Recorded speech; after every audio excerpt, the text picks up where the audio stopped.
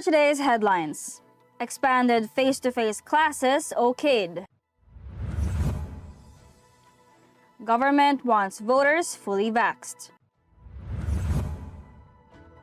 PNP assures no arrests for no vax, no ride policy violators. RITM evaluating 11 antigen kits.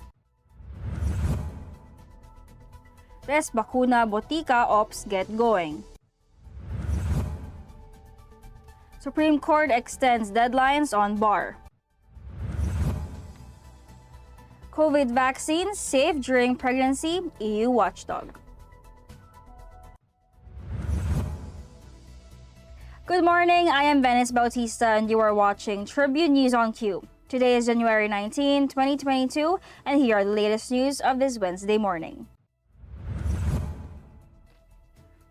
President Rodrigo Duterte has approved the expansion of face-to-face classes next month in areas with low COVID-19 risks, Malacanang announced Tuesday.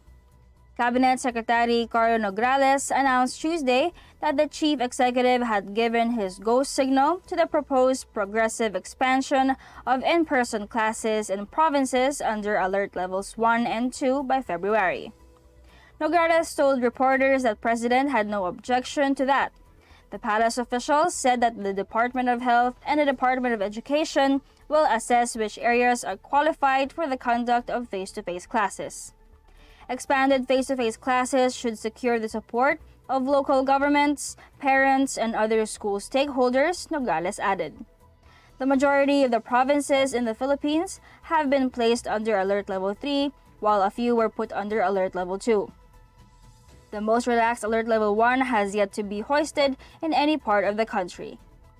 On Monday, Education Secretary Leonor Briones told the president that the pilot run of in-person classes from November 15 to December 22 last year had been successful, noting that the highest number of attending students. About 287 schools and 15,000 students participated in the pilot study, she added. There were no confirmed COVID-19 cases among the participants in the pilot implementation, and only vaccinated teachers and non-teaching personnel were allowed to participate, Briones said. Last month, Duterte said he was pleased with the gradual rollout of face-to-face classes after students and teachers were forced to adopt a blended learning scheme for nearly 2 years due to the coronavirus pandemic. The Philippines is eyeing to fully vaccinate 77 million Filipino adults against the coronavirus disease 2019 before the scheduled elections in May. Cabinet Secretary Carlo Nograles said on Tuesday that the government is aiming to complete the vaccine doses of all voters as an added layer of protection against severe COVID-19. He said in a palace briefing that before April or even May, they want the adult population to be fully vaccinated because in that way, it would be an additional protection for voters. Aside from getting their COVID-19 jabs, Nograles said voters should adhere to health standards against COVID-19 in polling precincts. He said the palace will leave it up to the Commission on Elections to ensure public compliance with such protocols. The Philippines, which has been reporting record-high coronavirus infections daily due to the highly infectious Omicron variant, has 55.19 million fully vaccinated Filipinos so far. Of these, 10.69 million individuals are from Metro Manila, while 8.33 million are from nearby Calabarzon.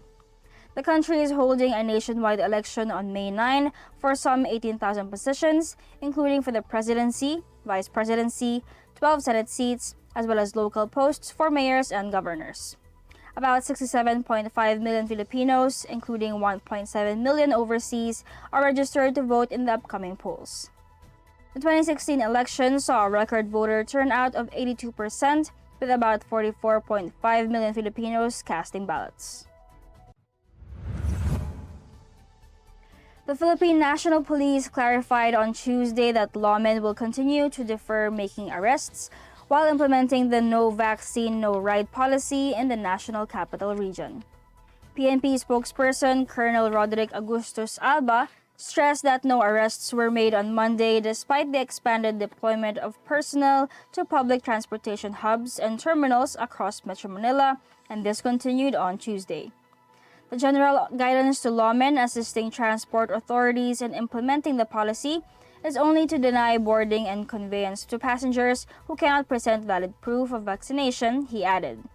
The PNP mouthpiece also noted that arrests would only be effected for specific violations of law that authorize such for offenders.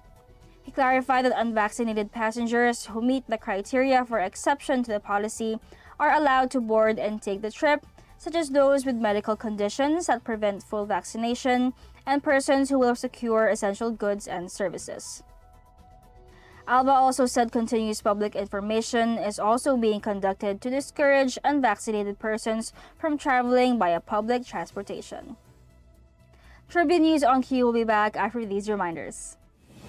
Botomoto Halalan 2022, the Daily Tribune special coverage. Si Harry Roque ang pinakamagaling na spokesman, kaya inggit sa kanya ang oposisyon. Tama lang na ipinaglaban ko ang balik trabaho para bumalik ang kita ng mga nagtatrabaho at naghahanap buhay. Hindi pwedeng magutom ang pamilya. Dapat lang po ingat buhay para sa hanap buhay. Basta trabaho, kita at hanap buhay ang nakataya. Nasa harap niyo po ako. Ibigay natin ang tudong suporta kay Harry. This public service advisory is brought to you by Daily Tribune and 100.3 RJFM. Oh, vaccination, isolation. Gotta keep up with my nutrition. Gotta maintain my body condition. Then I can take my vaccination. What do I choose? What do I take? As long as it is not a fake. AstraZeneca, Moderna, BioNTech, even Sinovac, okay na. Babakuna ka ba? Babakuna ka ba? Babakuna ka ba? Babakuna ka ba? Babakuna ka ba? Babakuna ka ba? Vaccination for the nation, no more isolation. With vaccination, babakuna ka ba? Babakuna ka ba? Babakuna ka ba? Babakuna ka ba? Babakuna ka ba? Babakuna ka ba? Babakuna ka ba? Paturok, paturok, paturok. This public service advisory is brought to you by Daily Tribune and 100.3 RJFM.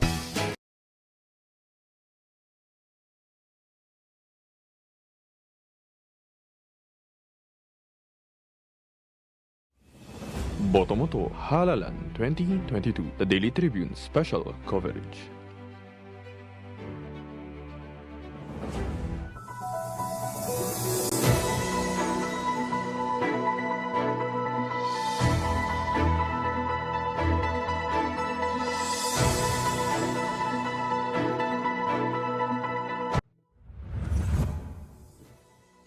We are back on Tribune News on Q. 11 manufacturers of self-administered antigen test kits have applied for a certificate of product registration, the country's Food and Drug Administration said Tuesday. FDA officer in charge, Dr. Oscar Gutierrez, said that the Research Institute for Tropical Medicine, or RITM, had been tasked to conduct performance validation on all of the applicants. A CPR is a permit issued by the FDA for a product before it can be distributed and sold in the market. In a separate media briefing, Health Undersecretary Maria Rosario Vergire said the review will take at least 2 days.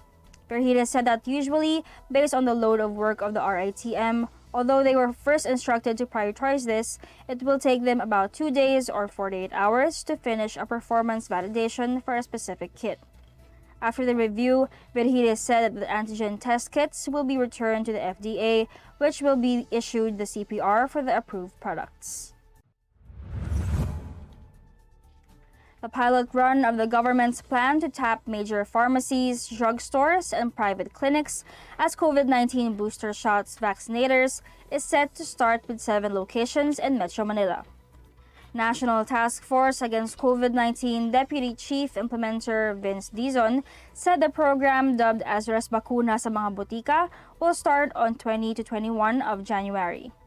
Dizon said during President Rodrigo Duterte's talk to the people aired Tuesday morning that after its launching, they will immediately do the rollout for about a week, then we will expand in other countries or cities all over the country, Luzon, Visayas, and Mindanao, and other drugstores. Dizon said 7 big pharmacies, drugstores, and private clinics have initially agreed to help the country's vaccination rollout, such as Mercury Drug in Manila, South Star Drug in Marikina City, Watson's in Pasig City, and Genetica Drugstore in Taguig City. Also included in the pilot run of Resbakuna Botika are the Generics Pharmacy in Parañaque City, Qualimed Clinic in Makati City, and Healthway in Manila. In the same public briefing, Vaccine Shark Carlito Galvez Jr. said that the rollout of booster shots via the private sector will be concentrated in the National Capital Region and 10 other key cities with more than 70% vaccination coverage. Galvez added that mega vaccination sites like Nayong Filipino and shopping malls will also be dedicated to COVID-19 booster shots administration. He noted that the expansion of vaccination sites via pharmacies, drugstores, and private clinics is to reach and vaccinate the A4 population or economic frontliners, as well as to maintain the high and continued levels of protection of the target areas. The official admitted that the rollout of booster shots in the country remains slow despite its expansion to other eligible populations. Since the government started the rollout of booster shots in November, only an average of 267,900 booster shots are administered in the country per day. He noted that in other analysis, this record is low because vaccinations for children were launched almost at the same time, wherein there are over 8 million vaccinated children. Based on the latest data from the National COVID-19 Vaccination Dashboard, the country has administered a total of 119,746,232 doses of COVID-19 vaccines. Of the administered vaccines, 55,583,592 are fully vaccinated individuals, 59,031,437 are first dose, and 5,131,203 are booster doses.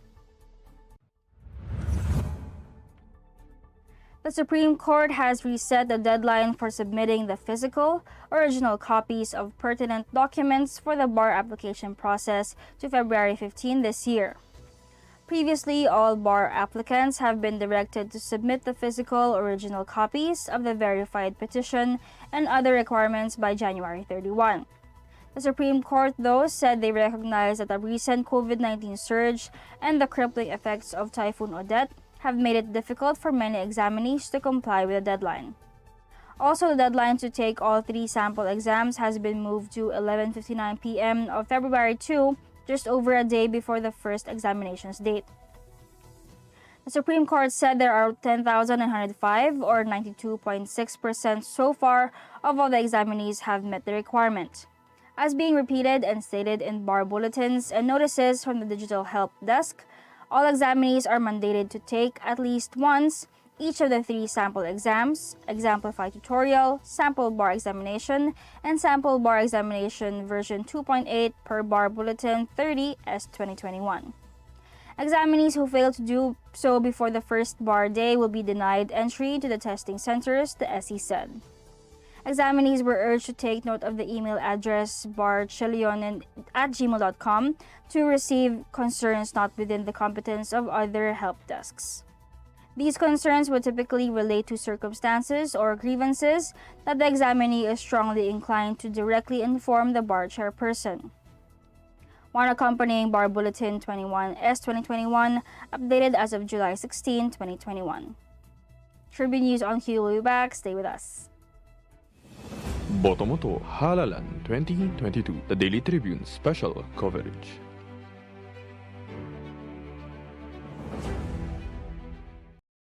This public service advisory is brought to you by Daily Tribune and 100.3 RJFM. Oh, vaccination, isolation. Gotta keep up with my nutrition. Gotta maintain my body condition. Then I can take my vaccination. What do I choose? What do I take? As long as it is not a fake. AstraZeneca, Moderna, BioNTech, even Sinovac, okay na. Babakuna ka ba? Babakuna ka ba? Babakuna ka ba? Babakuna ka ba? Babakuna ka ba? Babakuna ka ba? Vaccination for the nation, no more isolation. With vaccination. Babakuna ka ba? Babakuna ka ba? Babakuna ka ba? Babakuna ka ba? Babakuna ka ba? Babakuna ka ba? Babakuna ka ba? Paturok, paturok, paturok. This public service advisory is brought to you by Daily Tribune and 100.3 RJFM. Boto mo to, Halalan 2022, the Daily Tribune special coverage.